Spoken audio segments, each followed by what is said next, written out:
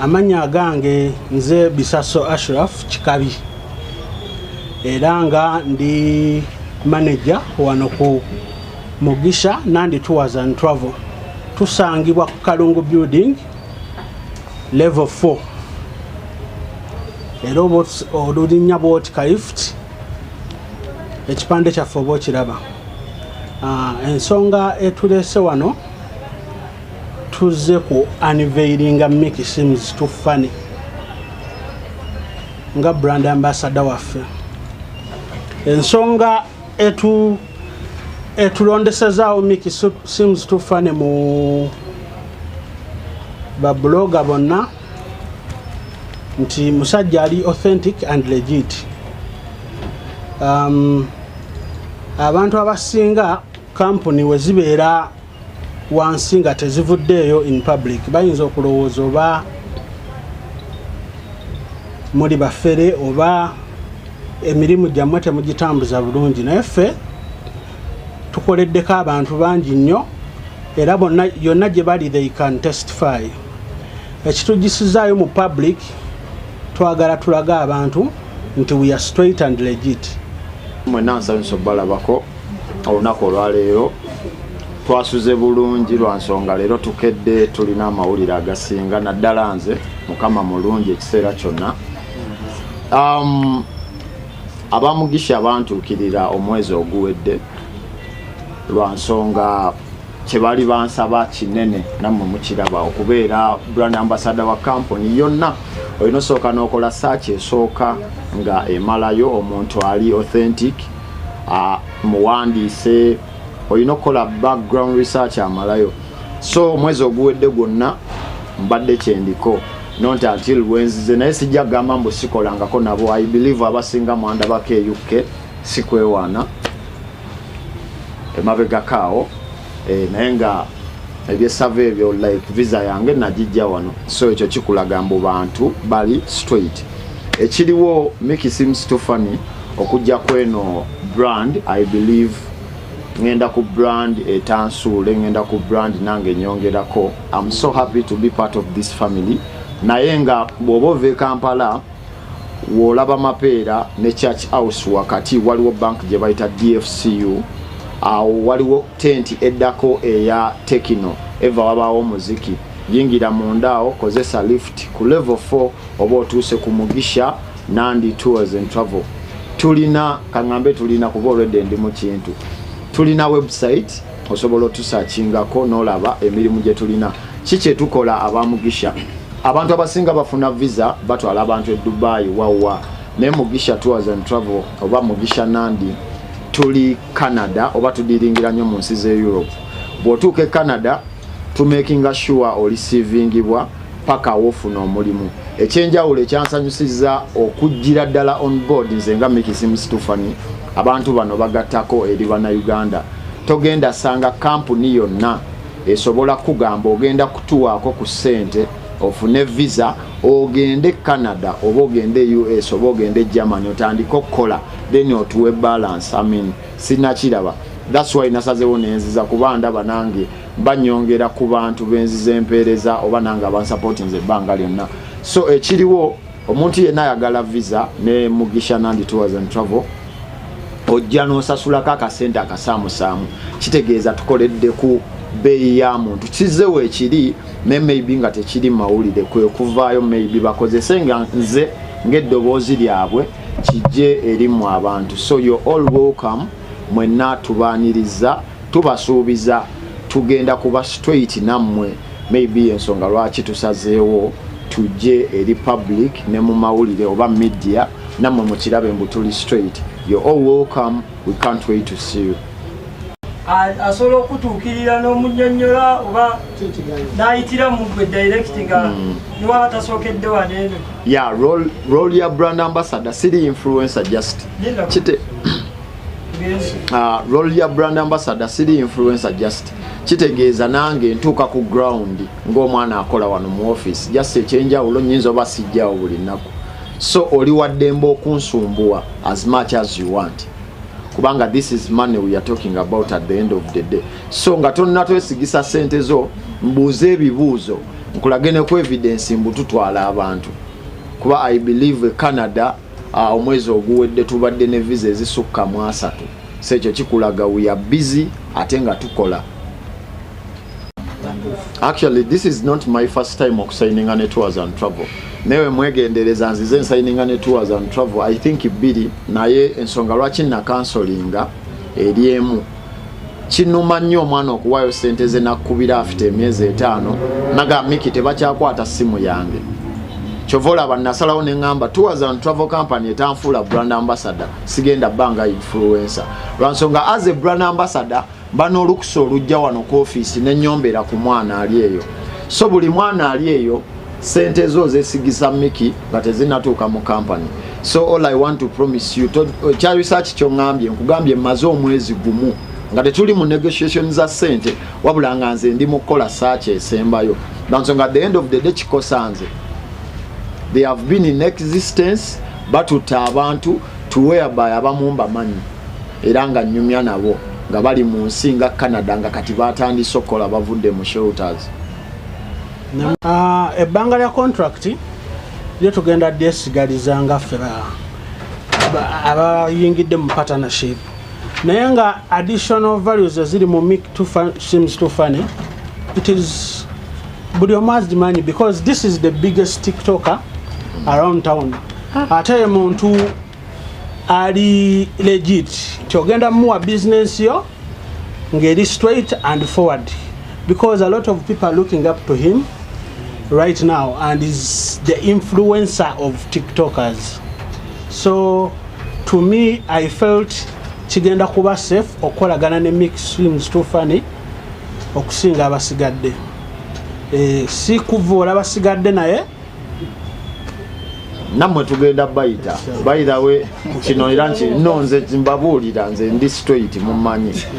me as a brand ambassador sigenda labanga ebintu bintabuseeko ate nemeku namwe baganda bange mulina okujja ne mtupushing ekintu kino because kasavu kanyama woolyako nange ndyako so expect my call from anytime soon kuba kintu kino ekya media simuzinza kirimu ojjako ne saidi mutwale ebweru musinziira kuki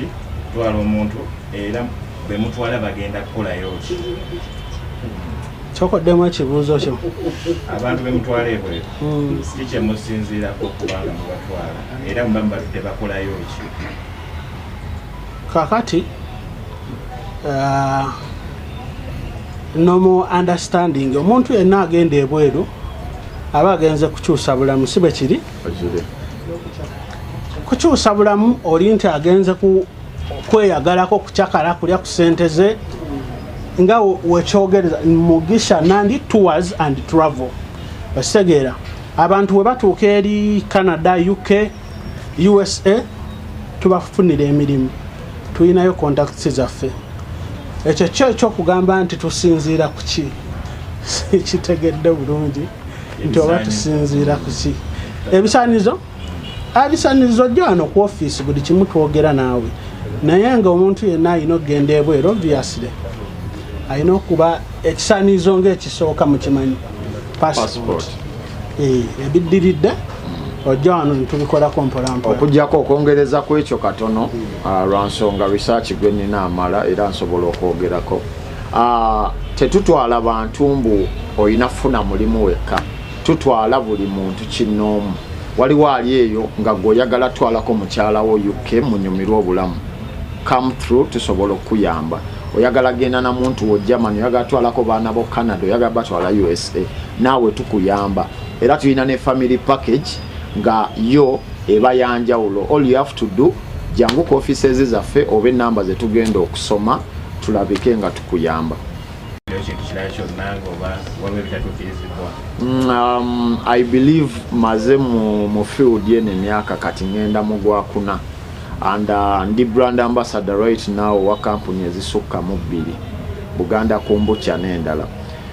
so kitegeeza siri mupya mweno field manyi ekingattako manyi ekigatta ku company manyi ekigatta ku muntu wa bulijjo kuba the end of the day yes tunoonya ssente naye omuntu ali eyo omwana ali eyo alina ebirooto mugasseeko ntya nkugambye nze okusalawo ne ŋŋamba kankole ne Mugisha lwa nsonga babadde n'ekintu bwe kiti teri company kuba zonna zimpisa ezaagala okunsayiningeza twaza ntwava mbadde nagaana teri company ekwata half price ne gamba katukutwale sigirabangako mbuka tukwateko zino tukuwe visa baagala kaabwe because kyebamanyi you're going to live oyinza obutabakola ki naye bano bakwatako akasente ne bakolera visa ne bagikuwa n'ogenda amazima go just naffe ge tubeera twetaaga bw'otuuka eyo n'otandika chapa akasente kaffe n'okamalayo so I think yeyo offer yasinze okundeeta mu kintu kino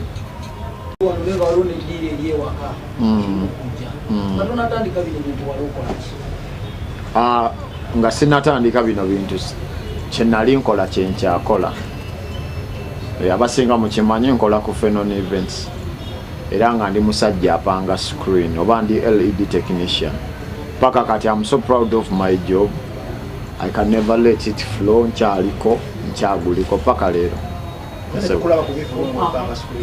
tojja kundaba lwa nsonga mpanga kiro tojja onkwate ali ku kyono panga kiro tojjanga byaka tonvaawo ekirala babosi bange kyoŋŋambye bya out of contract sifuddeeyo nnyo ku kintu kyonna wabula kyembasaba njagala nkibasabire mu camera abaana bangi abagenda okujja because Mickey seems too funny has influenced them kyensaba bwesimbu tulwana abaana tubakoleko mu budde era batambule mu budde kyekyo kyokka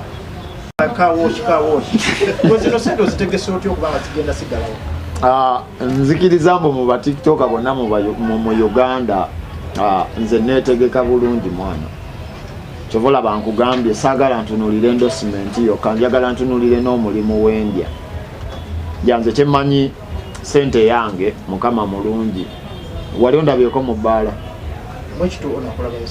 nga nkola ki nali nzize kulanga kivulu kyange wakingi wondabayo nkubirangayo okisegera muganda wange nali nzize kulanga kivulu kyange era olwaggwa sigenda nze I treasure money lwa nsonga zimmenya esobola banga nakedde saawa 2 ez'okumakya nenzija wano ate sente zange nziguliremu Saidi Mawet akitegera muganda wange so all in all omuguliramu emmotoka okitegere all in all it's all about enkwata gy'okwata sente zeetaaga empisa biki byotegese business zoyinayo besides byolina ebikwatwako nze nga Mickey ebikwatwako bingi muganda wange ndi mubeddemu lwakuba nga omanyi Uganda just katulinde we ndikola kawasho nzijukiza olunaku luno we sigikola ojje nkuweeyo 10 ole yagamba Mickey postinga kalina z'abantu kalina ezo nga balina obukakafusi zange oba nkuweeyo interview olunaku olulala nga yakalina Mugisha Nandi Tours and Travel omulimu ogumpadde mbadde nkuwadde kuba ensi zonna ziizaawo tulina Canada, USA, UK, German, Netherlands, France, Italy, Turkey, Sweden, Poland ne Belgium. Manager, ekibuzo kigenda eri side yo Rupi. Dubai we are sorry. Bamita Rupi nkola ne TV nga basigina Uganda. Ekirizibwa zino zonna okuva ku mutimbagano so ekisooka manager company mu matu g'abantu bamaaso g'abantu bagira bagiruyanga empya kaweefuwemu ne Mickey mugenda kukola mutya company n'okumanyikibwa mu bantu kuba waliwo omuntu wa wansi nga ayinza okuba abadde ku mutimbagano taliiko nnyo naye amaaso ge okusooka okuwulira awulidde Mugisha naye nga tagimanyi emaze ebbanga akyalira strategy yo ng'ogyeko eya Mickey okuba brand ambassador okunyikira mu bantu kuba obulanga ayinza okugamba n'obulanga badde tabulaba company anagyesigiza ate miliyoni ziga 2 agende ku honeymoon. Mugisha Nandi Tours and Travel tubaddewo emyaka ng'ena esebo ekintu kyetusinziddeko kubanga right now ekintu ekisinga okukola advertisement badde TikTok ye trend eriwo kati. So that is why tuyingizaamu omwami ono tukole ki